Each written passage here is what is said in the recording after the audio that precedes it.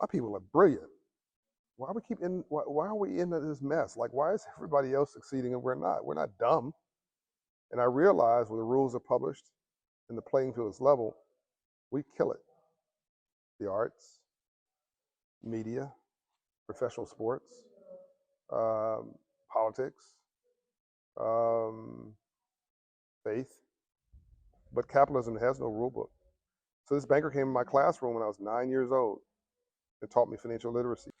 And the third week he came in, what do you do for a living?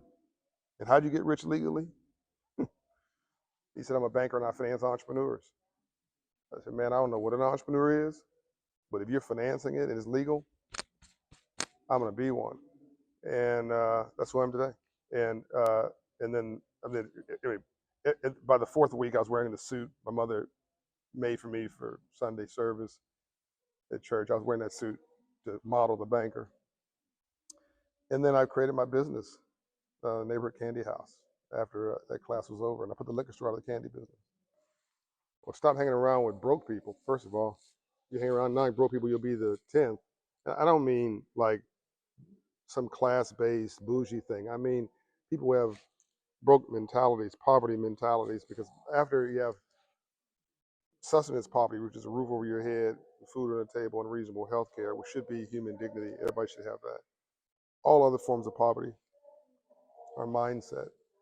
And this quote I created when I founded Operation Hope was there's a difference between being broke and being poor. Being broke is economic, being poor is a disabling frame of mind. Some people would say, well, why should I trust God? Why should I try God? I said, well, God cannot possibly mismanage your life worse than you have. Like, give him a shot. Let's see how it goes. Like, the grace in your life right now is because of him, actually. I've said before, I don't care about DEI. I mean, we're fifth on the list. I mean, we have become the poster child for diversity, equity, and inclusion. That's exactly why it's exactly what some people want, is for us to be the poster child, because then it triggers other biases. And the reality is the biggest DEI, the biggest affirmative action, the biggest subsidy in this country goes to white farmers. And I mean, so we need to like knock it off. Like, white women at the top of the list, and Hispanics, and military personnel, and those with disabilities, and we're fifth on the list. Like, knock it off. We just need to go on with our lives. Like, I mean, we need to stop obsessing with Washington altogether, and get on with getting our credit score up. That's worth $750 billion over the next 20 years. Becoming a homeowner, that's worth $800 billion over the next 20 years. Artificial intelligence is worth $1 trillion, and buying businesses of these baby boomers that are retiring in the next 10 years is worth $1 trillion. Take any part of that $3.5 trillion that I just mentioned. None of that requires the government, not one dime of it. Look, black people have been in a crisis every Tuesday since the beginning of time. It's not black businesses that are in trouble. It's our white brothers and sisters who never experienced hardships or hard times. They're like, what is this? This is an inconvenience. This is a time where managing pain and problems, typically that's not a skill that pays off.